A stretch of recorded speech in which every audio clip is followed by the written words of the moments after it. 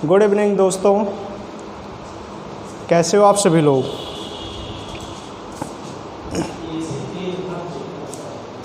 Good evening everyone, good evening. चलिए start किया जाए टॉपिक को। छुट्टी कैसी रही आप लोगों की? एंजॉय किए हो खूब ना? ये बताइए कहाँ तक टॉपिक हुआ था। हम लोग प्रधानमंत्री कंप्लीट कर चुके थे और एक छोटा सा टॉपिक और बचता है इसके बाद व्यवस्थापिका में, और वो होगा महान्यायवादी का। लेकिन उससे पहले मैंने उस दिन भी कहा था उप प्रधानमंत्री के बारे में बताने को। तो उप प्रधानमंत्री में कुछ खास कुछ भी नहीं है, बस उनके नाम पूछे जाते कभी कभी। 4 नाम दिए होंगे और पूछा जाएगा निम्नलिखित में से कौन भारत का उपराष्ट्रपति नहीं रहा है। मतलब वो अभी तक उपराष्ट्रपति नहीं बना है, उपराष्ट्रपति नहीं, उप प्रधानमंत्री। उसमें से 4 ऐसे नाम दिए जाएंगे जिसमें से एक कोई उप प्रधानमंत्री रहा हो और 3 ना रहे हों, तो उनका नाम आपको चूज करना होगा। फिर मैंने बताया था कि या तो पूछा जाता है कि पहला उप प्रधानमंत्री कौन था, और या तो पूछा जाता है कि अंतिम उप प्रधानमंत्री कौन था, या सर्वाधिक बार उप प्रधानमंत्री कौन बना था। तो हेडिंग डालिएगा आप लोग, भारत के उप प्रधानमंत्री। छोटा सा टॉपिक है, जल्दी से समाप्त होगा। भारत के उप प्रधानमंत्री, भारत के उप प्रधानमंत्री, हेडिंग डालिएगा। आप सबको पता है, मैंने पहले भी बताया था कि उप प्रधानमंत्री नामक पद संविधान में कहीं भी दर्ज नहीं है।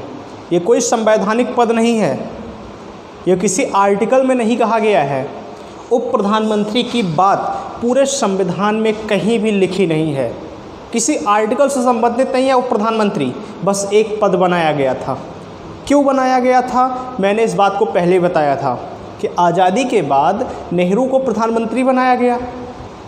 लेकिन आप भी जानते हो, इतिहास आप लोग अगर पढ़े होंगे तो आपको ही पता है कि प्रधानमंत्री बनने की दौड़ में जिस व्यक्ति का पहला नाम था वो व्यक्ति था सरदार वल्लभ भाई पटेल। लेकिन कुछ देश की ऐसी मजबूरियां थी या उस समय कुछ राजनीतिक समीकरण ऐसे थे कि देश का पहला प्रधानमंत्री बनाना पड़ा पंडित जवाहरलाल नेहरू को। लेकिन अब बात थी कि सरदार वल्लभ भाई पटेल को एक बड़ा पद, एक बड़ा ओहदा दिया जाए, और एक बड़े ओहदे के लिए ही एक नया पद बनाया गया जो कि संविधान में नहीं था, और उस पद का नाम रखा गया उप प्रधानमंत्री। प्रधानमंत्री तो थे ही, तो रखा क्या गया? उप प्रधानमंत्री। और देश के पहले उप प्रधानमंत्री बनते हैं सरदार वल्लभ भाई पटेल। सरदार वल्लभ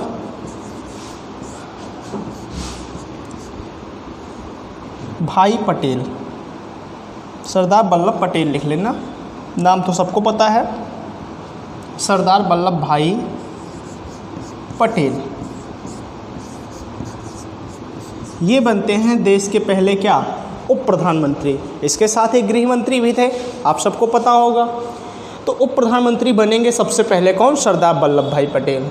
और एक चीज़ मैंने बताया कि भारत के उप प्रधानमंत्री ये कोई संवैधानिक पद नहीं है, ये कोई संवैधानिक पद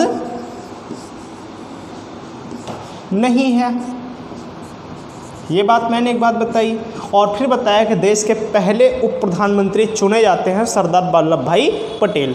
लेकिन आप सबको पता होगा कि अक्टूबर 1950 में ही पटेल जी की मृत्यु हो जाती है, और जब पटेल जी की मृत्यु हो जाएगी तो इसके बाद उप प्रधानमंत्री का पद खाली हो जाएगा।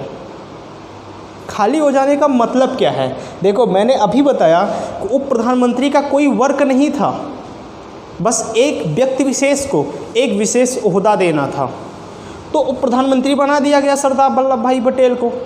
लेकिन अब किसी और को बनाने की कोई आवश्यकता नहीं थी, कोई ऐसा व्यक्ति नहीं था जिसे कुछ कारणवश कोई ओहदा देना हो, तो ऐसी कोई ज़रूरत नहीं पड़ती है 50 में पटेल जी की मृत्यु के बाद। अब नेहरू जी पीएम रहेंगे 1964 तक, और नेहरू के बाद 1964 में जब नेहरू जी की डेथ होगी उसके बाद शास्त्री जी पीएम बनेंगे, और शास्त्री जब पीएम बनते हैं, मैंने बताया भी था, तो अगली पीएम बनती हैं इंदिरा गांधी। लेकिन दावेदार फिर एक बार एक व्यक्ति आता है, जैसे पटेल थे और वैसे ही मैंने बताया था मोरारजी देसाई का नाम। अब सेम सिचुएशन बनती है नेहरू, पटेल और इंदिरा गांधी और मोरारजी देसाई वाली। जो स्थिति पटेल और नेहरू की थी वही स्थिति इंदिरा गांधी और मोरारजी देसाई की होती है। लेकिन मैंने लास्ट लेक्चर में बताया था कि इंदिरा गांधी किस प्रकार से देश की प्रधानमंत्री बनती हैं। अब फिर बात आती है कि एक ओहदा देना था किसे, मोरारजी देसाई को, और देश के दूसरे उप प्रधानमंत्री बनाए जाते हैं कौन, मोरारजी देसाई। कब, 1966 में, मोरारजी देसाई।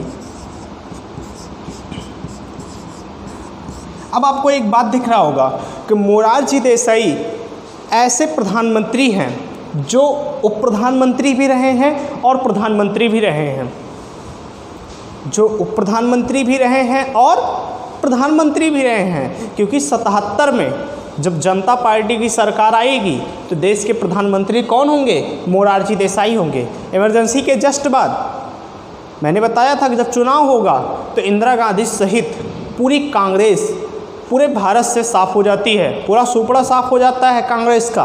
और उसके बाद जो सरकार बनती है जनता पार्टी की, वो होती है, उसके पीएम होते हैं मोरारजी देसाई।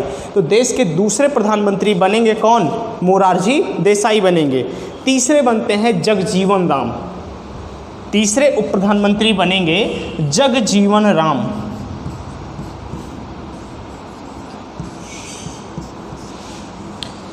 जगजीवन राम। देखिए, मोरारजी देसाई की बात हो गई, फिर जगजीवन राम। जगजीवन राम का नाम बहुत फेमस है। जब अंतरिम सरकार का गठन हुआ था तो जगजीवन राम उस अंतरिम सरकार में भी थे और ये महात्मा गांधी के बहुत ही बड़े समर्थक थे। और अंतरिम सरकार में और मंत्रिमंडल में जगजीवन राम अगर शामिल हुए हैं तो इसमें सबसे बड़ा हाथ महात्मा गांधी जी का था। इन्होंने ही नेहरू से और पटेल से उस समय अंतरिम गवर्नमेंट में और अंबेडकर जी को संविधान सभा में शामिल होने की बात अगर किसी व्यक्ति ने कही थी तो वो कहा था महात्मा गांधी ने। जगजीवन राम तीसरे उप प्रधानमंत्री बनते हैं। चौथा लिखिएगा चौधरी चरण सिंह। चौथा लिखिएगा चौधरी चरण सिंह। चौधरी चरण सिंह, ठीक, चौथे उप प्रधानमंत्री। पांचवें लिखिएगा, पांचवा लिखिए YB, पांचवा लिखिए YB चौहान। YB चौहान। छठा लिखिए देवीलाल। छठा लिखिए देवीलाल। ये 6 हुए, छठे हैं देवीलाल।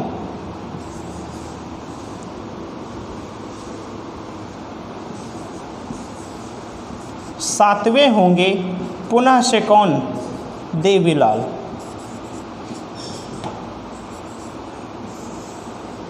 और आठवें होंगे और लास्ट, और आठवें और लास्ट के जिसे कहोगे, क्योंकि इसके बाद अभी तक पुनः फिर उसके बाद उप प्रधानमंत्री के पद की ज़रूरत नहीं पड़ी है, नहीं बनाया गया है, प्रेजेंट टाइम में कोई नहीं है। आठवें होंगे लाल कृष्ण आडवाणी। ये रहे देश के 8 उप प्रधानमंत्री।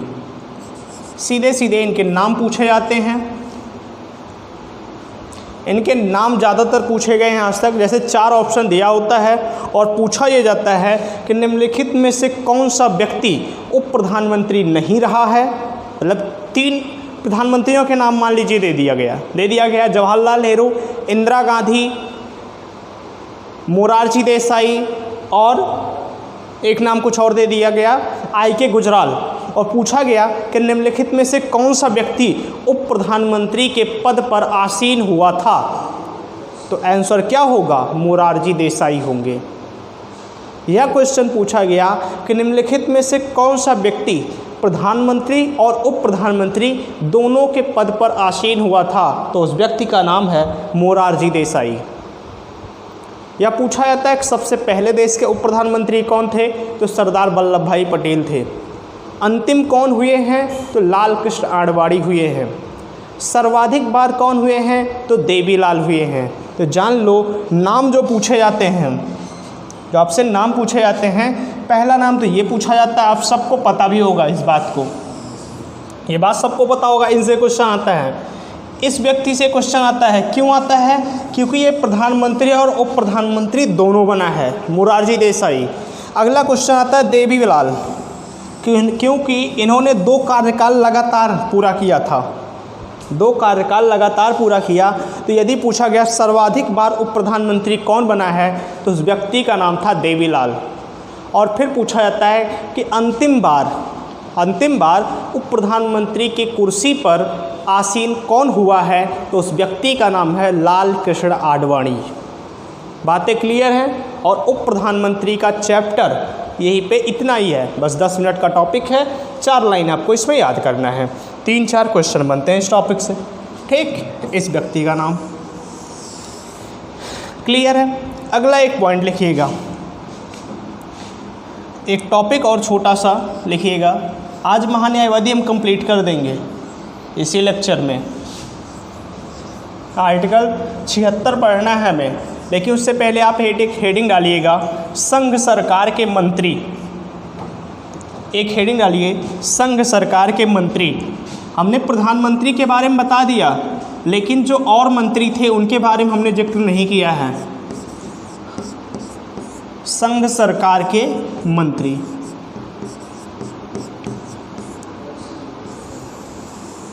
मैंने बताया था संघ सरकार में मंत्री कौन होते हैं, जो कैबिनेट मंत्री कहलाते हैं, वही होते हैं संघ सरकार के मंत्री। अब देखो, इनसे क्वेश्चन क्या पूछा जाता है, इनसे क्वेश्चन क्या पूछा जाता है। पहला क्वेश्चन कि इनकी नियुक्ति कौन करता है, नियुक्ति। दूसरा, इन्हें हटाता कौन है, हटाना हुआ तो कौन हटाएगा। तीसरा, इन्हें शपथ कौन दिलाता है। चौथा, इनका इस्तीफा कौन लेता है, ये इस्तीफा किसे देते हैं। अगला, इनकी उम्र क्या होती है। उम्र में हमने बताया 2 चीज़ें होंगी, एक होगा मिनिमम और एक होगा मैक्सिमम। ठीक, अगला पॉइंट आप लोगों को पता हो तो आंसर लिखते चलो इसका। अगला पॉइंट और क्या बन सकता है इससे, कार्यकाल क्या होता है, जो टेन्योर होता है, टाइम टेन्योर होता है, वो क्या होता है, और जो अर्हताएं होंगी।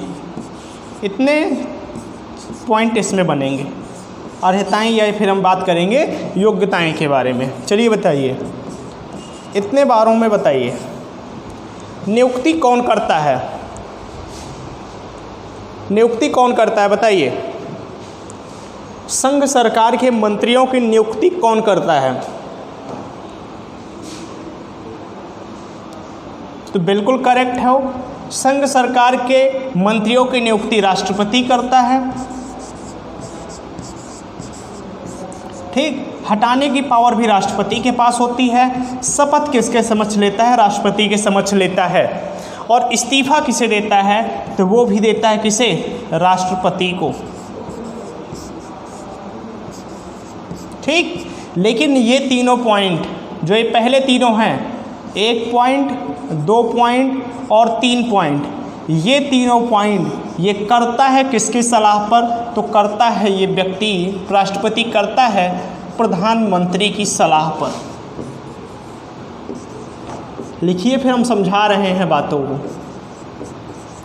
देखो, मैंने ये कहा कि संघ सरकार के जो मंत्री होंगे उनकी नियुक्ति, उनको हटाने की प्रक्रिया, हटा कौन सकता है, और शपथ, ये तीनों होता है राष्ट्रपति के द्वारा। मतलब नियुक्ति करेगा राष्ट्रपति, हटाएगा राष्ट्रपति और शपथ लेगा राष्ट्रपति के समक्ष। लेकिन किसके कहने पर, किसके सुझाव पर, किसके सलाह पर? तो वो व्यक्ति होगा प्रधानमंत्री।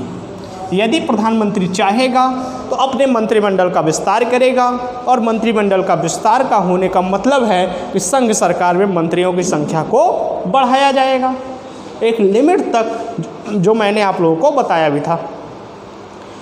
हटाने की प्रक्रिया हुई तो सेम राष्ट्रपति, प्रधानमंत्री कहेगा राष्ट्रपति से कि अब इस मंत्रालय के इस मंत्री की कोई ज़रूरत नहीं, इसलिए आप क्या करो, इन्हें पद से रिमूव कर दो। सेम चीज़ शपथ लेगा तो राष्ट्रपति के समक्ष लेगा, क्योंकि नियुक्ति वही कर रहा है तो शपथ भी उसके समक्ष लेगा। इस्तीफा देना हुआ अगर किसी मंत्री को अपने पद से, तो वो किसके समक्ष करेगा? राष्ट्रपति को अपना इस्तीफा देगा। बात यहाँ तक क्लियर है? यहाँ तक बातें क्लियर हैं? हम इरेज कर रहे हैं इसे, क्योंकि कुछ और लिखना होगा हमें, तो हम यहाँ तक इरेज कर रहे हैं। अगर आपको समझ में आया हो, समझना कुछ नहीं है, बस ये जान लो कि मंत्रियों की नियुक्ति राष्ट्रपति करता है, हटाने की प्रक्रिया को भी राष्ट्रपति करेगा, और क्या कहते हैं, शपथ लेगा राष्ट्रपति के समक्ष। उम्र की बात हुई तो एक बात जानो, उम्र जो मिनिमम होती है वो 25 वर्ष ही होती है। उम्र 25 वर्ष होगी मिनिमम। और मैक्सिमम की बात करिए तो मैक्सिमम क्या होता है? नॉट फिक्स्ड, मतलब कोई निश्चित नहीं। ठीक, लेकिन मैंने जो बताया था प्रधानमंत्री में, वो एक बात जान लो, मिनिमम तो 25 वर्ष होगा, लेकिन यदि लोकसभा की बात हुई तो 25 वर्ष होगा। अगर कोई लोकसभा का मंत्री होगा तो वो 25 वर्ष होगा, लेकिन यदि अगर वो मंत्री राज्यसभा से होगा तो मिनिमम एज उसकी कितनी हो जाएगी? 30 वर्ष हो जाएगी। इसमें कोई आप लोगों को डाउट है? जो संघ सरकार के मंत्री होंगे उनकी एज मिनिमम क्या होगी? 25 वर्ष होगी। और मैक्सिमम हमने बताया कोई फिक्स नहीं होती है, नॉट फिक्स्ड होती है, कोई निश्चित नहीं होती है। मिनिमम में भी बताया, मिनिमम से जो मिनिमम हो सकती है वो 25 वर्ष होगी, और वो कहाँ होगी? तो केवल लोकसभा में होगी। जब कोई लोकसभा से मंत्री गया होगा तो उसकी मिनिमम एज 25 वर्ष होगी, और कोई अगर राज्यसभा से गया होगा तो मिनिमम एज उसकी कितनी होगी? तो मिनिमम एज उसकी 30 वर्ष हो जाएगी। बात क्लियर है? बात ये क्लियर है? चलिए, यहाँ तक बात कंप्लीट हुई, उम्र की बात कंप्लीट हुई। अगली बात बताइए, कार्यकाल। सबसे अच्छा क्वेश्चन है, एक मंत्री का कार्यकाल कितना होता है? बताइए।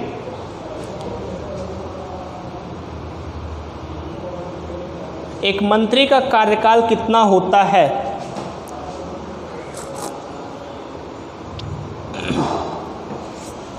हम आपको ऑप्शन देते हैं और देखते हैं कितने लोगों का देखेंगे सही होता है। मेरा क्वेश्चन है, चाहे वो संघ सरकार का मंत्री हो, राज्य सरकार का मंत्री हो, सबके लिए क्वेश्चन अप्लाई होगा। और मेरा क्वेश्चन आप लोगों से यही है कि जो कार्यकाल होता है ये कितना होता है। चाहे आज आप इसे ही होमवर्क समझ लो, क्योंकि अच्छा क्वेश्चन है। संघ सरकार के मंत्री या राज्य सरकार के मंत्रियों का कार्यकाल कितना होता है, यह आपका आज का क्वेश्चन है। ठीक, तो मैं इसे नहीं बताऊंगा, कल के लेक्चर में इसी के क्वेश्चन के आंसर से स्टार्ट करेंगे। अगली बात, अर्हताएं या योग्यताओं की बात करें हम, तो देखो पहला पॉइंट होता है वह भारत का नागरिक हो। आप सबको पता होगा वो भारत का नागरिक होना चाहिए, बात एकदम क्लियर है। मैंने कई बार बताया, अगर भारत में आपको चुनाव लड़ना है तो आपको भारत का नागरिक होना चाहिए। दूसरी बात, उसकी उम्र की बात हमने कर ली। ठीक, तीसरी बात हम बात करते हैं कि वो लाभ के पद पर ना हो, लाभ के पद पर ना हो। ठीक, और अगली और लास्ट की बात करें तो एक शर्त और होती है कि वो लोकसभा या तथा या करिएगा या राज्यसभा में से किसी एक का सदस्य हो, में से किसी एक का सदस्य हो। यही होती है इसकी योग्यताएं व अर्हताएं। नोट करिए। और मंत्रियों का, जो संघ सरकार के मंत्री थे, ये टॉपिक अब जाके कंप्लीट होता है। और यदि पूछी गई क्या इनकी पुनः नियुक्ति हो सकती है, तो हाँ भैया, पुनः नियुक्ति इनकी होती है।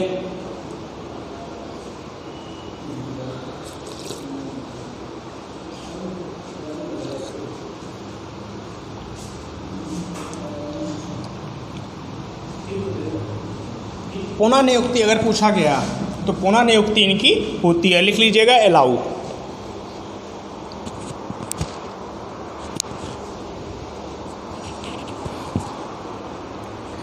क्लियर है? चलिए, ये टॉपिक मंत्रियों का ख़त्म होता है और आप अगला टॉपिक डालिएगा, महान्यायवादी। मैंने कोशिश की है कि एक भी पॉइंट को छोड़ा नहीं है, और एक कार्यकाल आपका होमवर्क है, अभी बता दे रहे हैं। जो हमने पूछा है कि संघ सरकार के मंत्रियों का कार्यकाल कितना होता है, तो ये आज का आपका होमवर्क है। आशा करेंगे कि सभी लोग इसका जवाब दोगे और सही जवाब देने की कोशिश कीजिएगा। ऑप्शन हम बता देते हैं, ऑप्शन आप लिख लीजिएगा। 25 वर्ष, 30 वर्ष, 35 वर्ष या इनमें से कोई नहीं। बताइएगा। सॉरी, हम तो एज बता रहे थे। कार्यकाल 5 वर्ष, 6 वर्ष, 7 वर्ष या इनमें से कोई नहीं। ठीक, ऐसे ऑप्शन करके बना सकते हो। चलिए अगली हेडिंग डालिए। हेडिंग डालिए, भारत का महान्यायवादी। महान्यायवादी एक अच्छा छोटा सा टॉपिक है महान्यायवादी को, जिसे हम लोग इंग्लिश में कहते हैं अटॉर्नी जनरल। Attorney general. ठीक, जो हमारे आर्टिकल 76 में बतलाया गया है। एक पद बनाया गया है जिसका नाम है अटॉर्नी जनरल, महान्यायवादी। भारत का महान्यायवादी आप सबको पता होगा कौन है।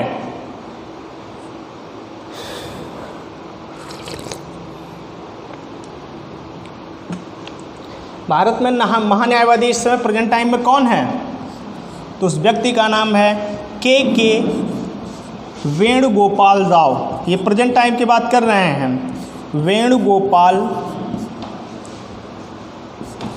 वेणुगोपाल राव, यही है भारत के प्रेजेंट टाइम के महान्यायवादी। नोट करिएगा, छोटा सा टॉपिक है। जो भी पॉइंट लिखाएंगे सारे पॉइंट वन लाइनर टाइप के होंगे, और वो सारे पॉइंट्स पूछे जाते हैं एग्जामों में। एक क्वेश्चन पूछा जाता है कि जो महान्यायवादी आर्टिकल 76 में बतलाया गया है, अटॉर्नी जनरल के बारे में बताया गया है, इसका स्रोत क्या है, ये कहाँ से लिया गया है।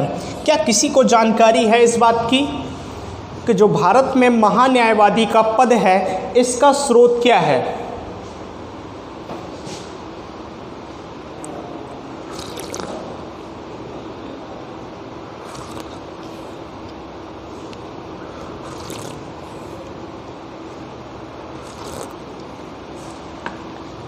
देखिए, अगर हम स्रोत की बात करते हैं तो ये जान लो कि महान्यायवादी का जो स्रोत होता है वो है ब्रिटेन।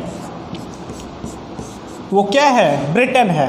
और ब्रिटेन में महान्यायवादी जो वहाँ पे लॉ मिनिस्टर होता है, कानून मंत्री होता है, जो वहाँ पे कानून मंत्री होता है, वहाँ के कानून मंत्री को ही क्या कहते हैं? अटॉर्नी जनरल कहते हैं। वहाँ के कानून मंत्री को ही क्या कहते हैं? अटॉर्नी जनरल कहते हैं, महान्यायवादी कहते हैं। तो महान्यायवादी पद हमने बताया ब्रिटेन से लिया गया है। और ब्रिटेन में जो लॉ मिनिस्टर होता है, जैसे अपने यहाँ लॉ मिनिस्टर है रविशंकर प्रसाद, कानून मंत्री हैं रविशंकर प्रसाद, तो वहाँ पर कानून मंत्री जो कहे जाते हैं, वहाँ पे कानून मंत्री नाम का कोई पद नहीं है। वहाँ पे कानून मंत्री की जगह ही कहा जाता महान्यायवादी या उसे ही अटॉर्नी जनरल कहा जाता है। जबकि भारत में एक अटॉर्नी जनरल बनाया गया और दूसरा कानून मंत्री बनाया गया, 2 पद बनाए गए हैं भारत में। जबकि ब्रिटेन के संविधान में कानून मंत्री नामक पद की कहीं भी किसी भी प्रकार से बात नहीं कही गई है और कहा गया है कि जो अटॉर्नी जनरल होगा वही कानून के सारे दाव पेच को समझेगा, जानेगा और सरकार को बतलाएगा। ये बात की हमने स्रोत के बारे में, और हमने ये बताया कि महान्यायवादी आर्टिकल 76 की बात है। आर्टिकल 76 में महान्यायवादी के बारे में बतलाया गया है और प्रेजेंट टाइम में वर्तमान में भारत के महान्यायवादी हैं के वेणुगोपाल राव। यहाँ तक आप लोगों ने नोट किया होगा। जल्दी से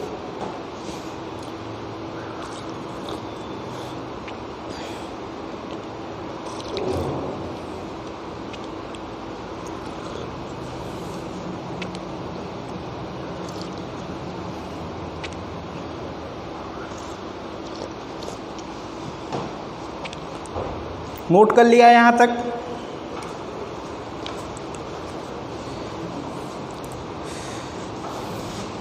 अगले पॉइंट की बात करते हैं।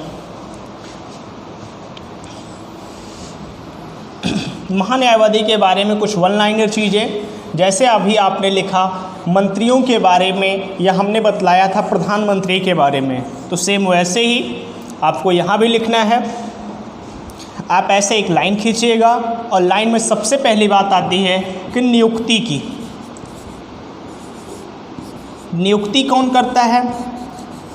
दूसरा पॉइंट, नियुक्ति के बाद क्या कहते हैं, हटाता कौन है, हटाने की प्रक्रिया कौन करता है। तीसरी बात, वही सेम चीज़ शपथ कौन दिलाता है। चौथी बात हमने कही क्या कहते हैं, कार्यकाल की। कार्यकाल की अगली बात अगर हम बात करते हैं उम्र की। ठीक, तो यहाँ तक देखो।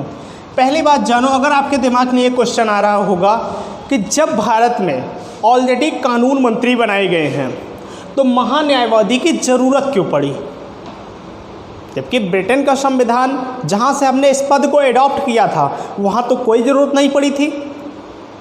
तो देखिए, हमारे यहाँ कानून मंत्री का एक अलग कार्य दिया गया है और महान्यायवादी है जो अटॉर्नी जनरल है, इसका वर्ग कुछ और बतलाया गया है और कहा गया है कि जो अटॉर्नी जनरल या महान्यायवादी होगा ये भारत सरकार का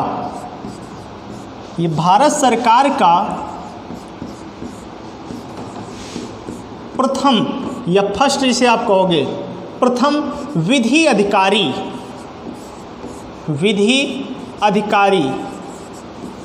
होगा, ऐसा कहा गया है आर्टिकल 76 में। आर्टिकल 76 की भाषा यही है कि भारत सरकार का प्रथम विधि का मतलब कानून होता है, लॉ।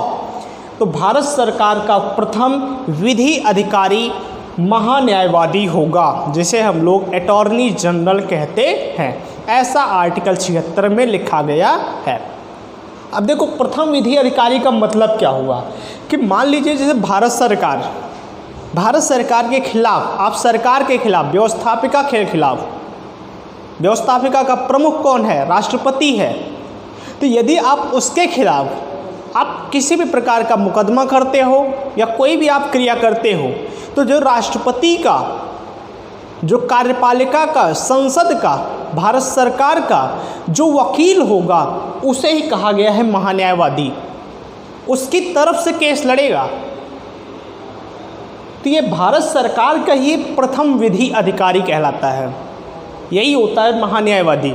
जबकि जो कानून मंत्री हैं वो एक मंत्रालय बनाया गया है, वो सरकार के अधीन नहीं होते हैं, वो मंत्रालय होता है पूरा, वो कैबिनेट मंत्री होते हैं कानून मंत्री।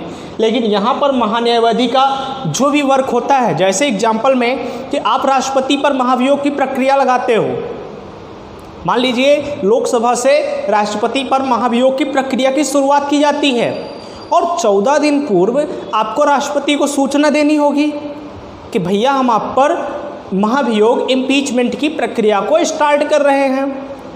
और यदि आप ऐसा कहोगे, बतलाओगे राष्ट्रपति को, तो राष्ट्रपति जिस व्यक्ति से सबसे पहले बात करेगा वो होगा उसका विधि अधिकारी, जो कहलाएगा महान्यायवादी। बातें यहाँ तक क्लियर है कि महान्यायवादी की ज़रूरत क्यों पड़ी है, क्यों इस पद को बनाया गया है। तो सरकार का वकील होता है, विधि अधिकारी का मतलब विधि जो परामर्शदाता हो उसी को हम लोग कहते हैं एडवोकेट या वकील कहते हैं, जो परामर्शदाता हो किसका, कानूनों का। अब देखिए नियुक्ति की बात की तो नियुक्ति भी करेगा इसका कौन, तो करेगा इसका देश का राष्ट्रपति। नियुक्ति इसका करता है देश का राष्ट्रपति, और हटाने की प्रक्रिया जो करेगा वही हटाएगा कौन, राष्ट्रपति। लेकिन अगर ये पूछा गया किसकी सलाह पर राष्ट्रपति करता है, तो संघ सरकार की सलाह पर। इस बात को आप लोग जान लें, यहाँ प्रधानमंत्री नहीं आएगा, संघ सरकार की सलाह पर, की सलाह पर। ठीक, अगला पॉइंट, शपथ कहाँ लेगा, तो शपथ लेगा राष्ट्रपति के समक्ष। शपथ लेगा राष्ट्रपति के समक्ष। और यदि कार्यकाल की बात करें तो कार्यकाल ये जान लीजिए नॉट फिक्स्ड, कोई निश्चित नहीं होता है, कोई निश्चित नहीं है कि एक बार बना ही दिया गया महान्यायवादी को तो 5 साल 6 साल वो रहेगा ही रहेगा।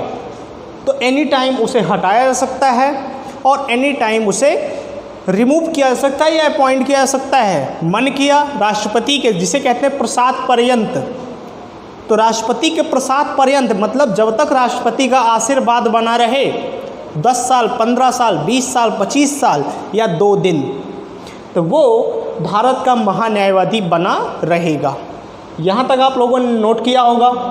यदि उम्र की बात करते हैं तो उम्र भी कोई निश्चित नहीं होती है, उम्र भी लिख लीजिएगा क्या, नॉट फिक्स्ड।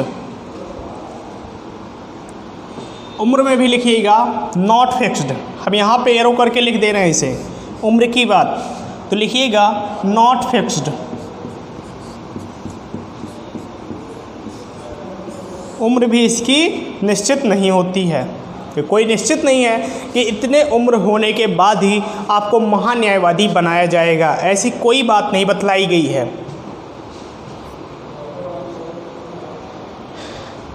ठीक, चलिए अगला पॉइंट लिखिएगा, इसे मैनेज कर रहे हैं हम। अगला पॉइंट,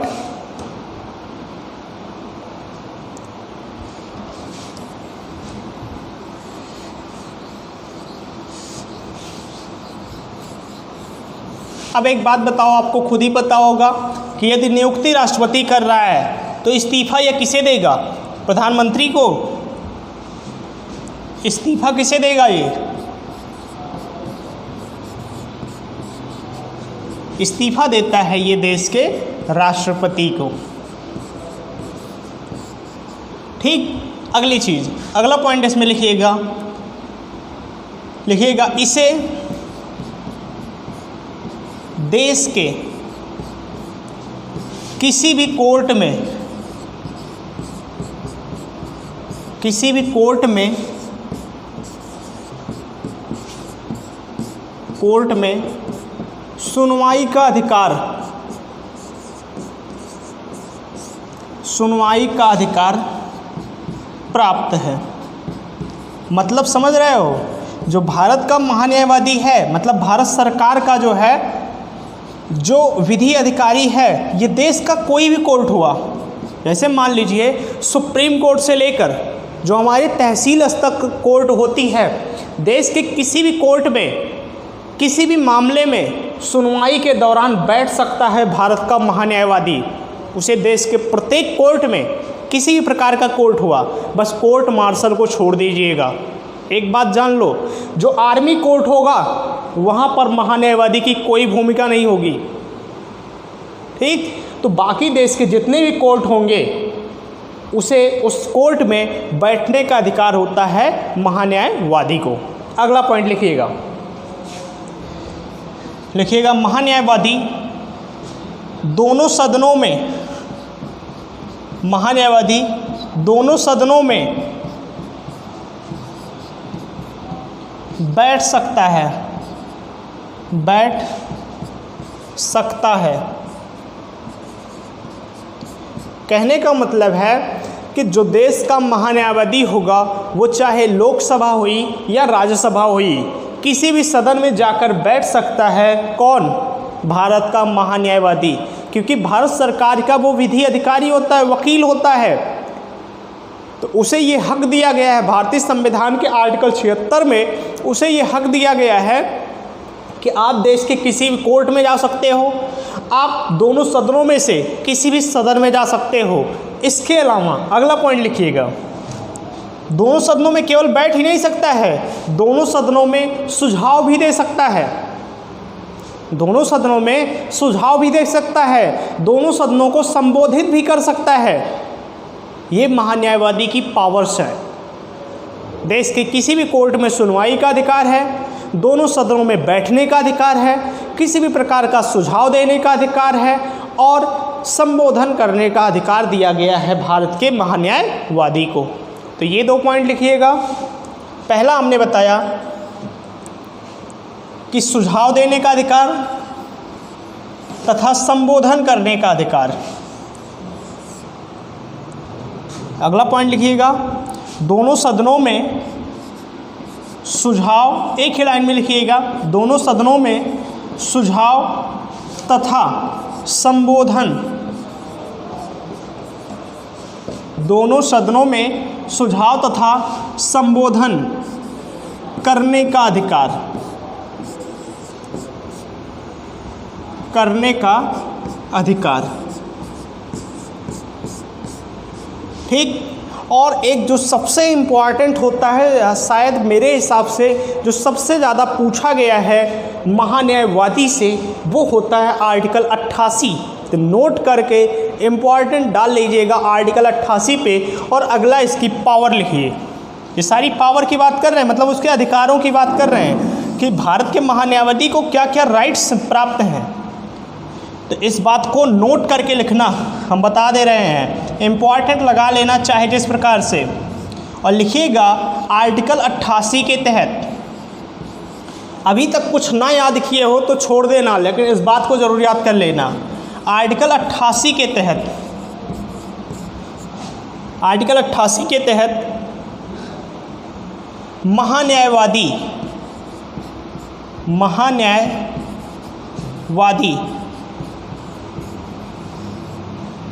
संसदीय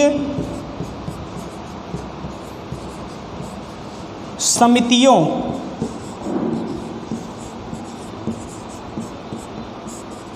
संसदीय समितियों तथा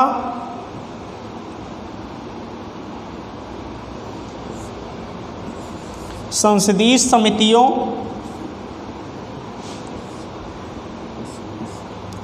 तथा संसदीय प्रक्रिया में, संसदीय प्रक्रिया में भाग ले सकता है, मतलब शामिल हो सकता है।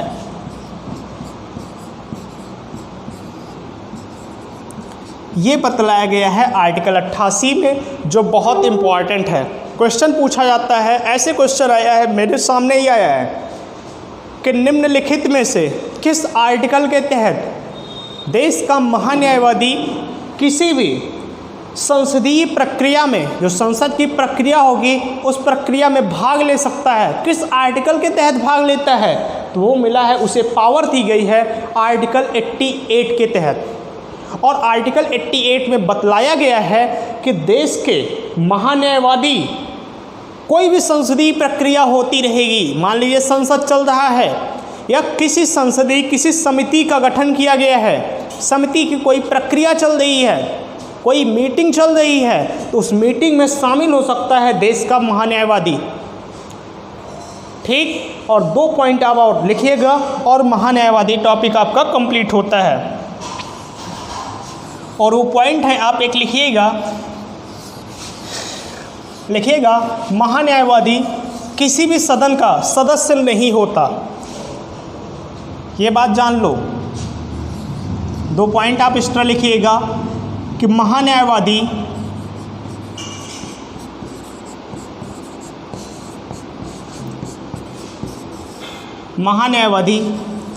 किसी भी सदन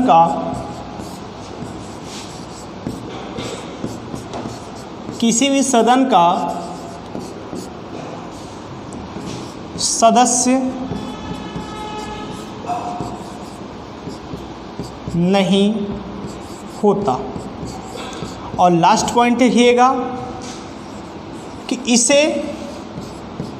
इसे मतलब महान्यायवादी को, आप चाहे तो लिखिएगा पूरा सेंटेंस, महान्यायवादी को सदन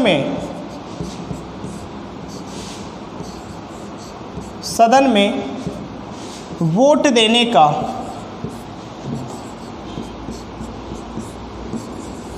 अधिकार लिखा है मैंने, अधिकार नहीं होता। बस यही इतना है महान्यायवादी के बारे में, अटॉर्नी जनरल के बारे में। हमने बताया कि जो हमारा अटॉर्नी जनरल है वो किसी भी सदन में भाग तो ले सकता है, परंतु वह कहीं से चुनकर नहीं जाता है, उसे अपॉइंट करता है राष्ट्रपति। तो कहने का मतलब है जब चुना नहीं जाएगा ना लोकसभा से ना राज्यसभा से, तो क्या वो कहीं का सदस्य होगा? तो नहीं होगा।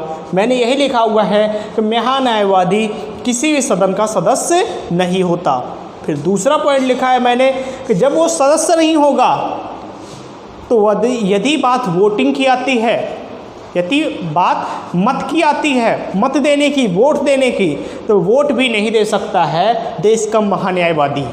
और यही इतनी बातें बतलाई गई हैं आर्टिकल 76 में, आर्टिकल 76 में। और एक इम्पॉर्टेंट बात जो मैंने आर्टिकल 88 के बारे में बताया कि देश का जो महान्यायवादी होगा वो किसी भी संसदीय प्रक्रिया में, संसदीय कार्रवाई में, संसदीय समितियों में शामिल हो सकता है। किसके तहत? आर्टिकल 88 के तहत। ये छोटा सा टॉपिक था, आज कंप्लीट हुआ। और कल के लेक्चर में अब हम स्टार्ट करेंगे संघीय विधायिका के बारे में, और हम पढ़ेंगे संसद के बारे में। संसद के 3 पार्ट होते हैं, आप सबको पता होगा।